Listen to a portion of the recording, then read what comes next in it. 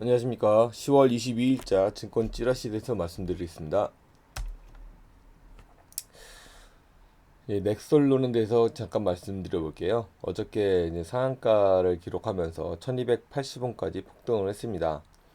올 초 2월 5일인가요? 중앙지법에서 회사 기업 회생 계획에 대해서 결정을 받았죠. 그래서 이제 어저께 3자 인수를 추진하겠다라고 해서 신문 공고를 하겠다고 공지를 했습니다. 매각 주관사는 3일 회계법인으로 해서 그 다음 달까 중순까지 의향서를 받고 적정 업체를 선정해서 그 이후에 실사를 하는 것으로 알려지고 있습니다. 넥솔론은 태양광 발전용 인고가 웨이퍼 등을 생산하는 업체로서 2007년도 태양광 발전의 붐이 시작하는 2007년도에 설립이 되었죠. 그리고 급성장하다가 그때 판넬 가격이 자체가 지금 3분의 1 이하로 떨어졌습니다. 그래서 제입사 때보다 3분의 1 이하로 떨어졌기 때문에 그 가격 폭락으로 인해서 재무 구조가 많이 힘들어졌습니다. 그리고 그 OCI 등 기관이 60% 이상의 지분을 보유하고 있고요. 이번에 그 개인 회생, 기업 회생으로 인해서 2,900억 정도의 그 채무 탕감이 이루어졌고요.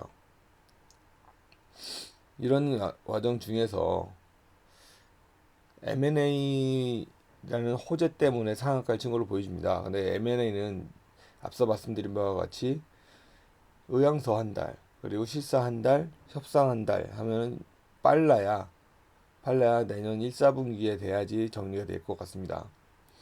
잘 될 경우에죠. 근데 지금 상황에서는 그 주가가 너무 높기 때문에 더 감자라든지 이런 절차를 전제 조건을 요청할 경우가 많이 있습니다. 그러면 협상이 좀 길어지고 하는 부분 때문에 2, 4분기까지도 넘어갈 수가 있습니다. 주총도 해야 되고 하기 때문에요. 그렇다 그러면 이 M&A 이슈로 상승하는 거는 좀 오버하는 게 아닐까 생각합니다. 그래서 뭐 하루 오늘 내일까지는 조금 더 영향을 받을지 모르겠는데요. 궁극적으로 다음 주 정도 되면 다시 주가는 원위치가 되지 않을까 생각을 해봅니다. 백종원 씨가 그 고강도의 세무조사를 받고 있습니다. 어, 백종원 씨가 소유한 그 더번 코리아는 2011년 이후에 4년 만에 또 2015년 세무감사를 받는다고 합니다. 회사에서는 2011년 정기감사 이후에 또 4년 만에 정기감사라고 얘기를 하지만 일반적으로 정기감사를 4년 만에 나오는 경우는 많지 않기 때문에 정기감사보다는 어떤 그 목적에 의한 감사가 아닌가라는 게 일반적인 얘기입니다. 또한 그 국세청 사과라고 되어 있는 부분이 그 기업 특수비리 쪽으로 많이 하는 부분이기 때문에 좀 더 강도 높은 조사가 이루어지지 않을까라고 생각합니다. 백종원 씨는 그 배우 소유진 씨의 남편으로서 유명하기도 하고요. 그 최근 방송에서 많이 활동하시는 분이죠. 새마을 식당, 본가, 한신포차 등 프랜차이즈 업계에서는 굉장히 성공한 사람으로 되어 있습니다. 지난해 매출 927억, 그리고 영업이익 63억을 기록하는 등 굉장히 성공을 했고요. 올해는 1000억이 훨씬 넘어가는 매출을 기록할 것으로 예상을 하고 있습니다. 근데 제가 이 부분을 말씀드리는 이유는 상장사하고 상관이 없는데 왜 말씀드리느냐. 상장한 업체 중에서 요식업 프랜차이즈 업체들이 몇 있습니다. 그 업체들이 이 백종원 씨의 세무조사에 불똥이 튀지 않을까 생각을 해봅니다. 그래서 요식업 프랜차이즈 업종들이 좀 긴장을 하고 지켜봐야 되지 않을까 예상을 해봅니다. 미동전자통신 참 여러 번 제가 언급을 했었던 회사죠. 그 중국인한테 인수가 되면서 이번 달 말에 임시주총이 개최됩니다. 근데 폭등을 했다가 또 계속 빠지고 있어요. 그런데 다른 중국 업체들이 인수하는 코스닥 기업 보면 적게는 3배, 많게는 뭐 10배, 20배까지도 주가가 오르고 있습니다. 근데 자세히 보시면 이 미동전자통신을 인수한 부분은 펀드 쪽이 아니라 그 실제 사업을 하는 회사죠. 기업이 인수를 했기 때문에 실질적인 효과는 여기가 더 훨씬 시너지가 높습니다. 근데 지금 펀드가 IR이라든지 이런 부분에 훨씬 강하기 때문에 주가를 많이 올리는 것 같고요. 이번 달 말까지, 그리고 미동전자통신 같은 경우는 주가를 일부러 좀 자제시키는 그런 분위기가 좀 나타나고 있죠.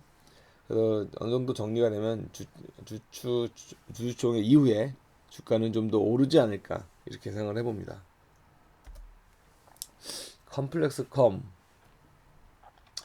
FPCB 플렉서블 PCB를 생산하는 그 컴플렉스컴은 주 거래처가 이제 삼성전자 스마트폰 사업부인데요.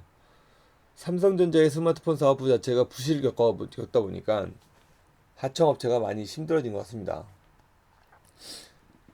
삼성은 부실을 겪다 하더라도 수익이 감소될 뿐이지 적자를 보질 않는데 협청업체들을 엄청나게 그 코너로 몰아서 쥐어짜면서 하는 경우가 많이 있죠. 그래서 그 플렉스컴 등 그 FPCB 업체들이 많이 고생을 하고 있습니다. 작년도에 매출이 2,700억인가 하면 나타내면서 영업 손실이 400억이 넘는 손실을 기록하면서 재무적으로 많이 어려워졌어요. 올해는 3천억이 넘겠지만 그 또 손실이 예상되고 있고요. 투자자 유치에 실패를 해서 마지막으로 최후의 보루인 경영권이 포함된 대주주 지분을 담보로 운전 자금을 빌리는 최악의 상황까지 이어졌습니다. 그러면 이 플렉스컴은 당분간은 주가가 오르기는 쉽지 않겠다라는 부분을 말씀을 드릴 수 있을 것 같습니다.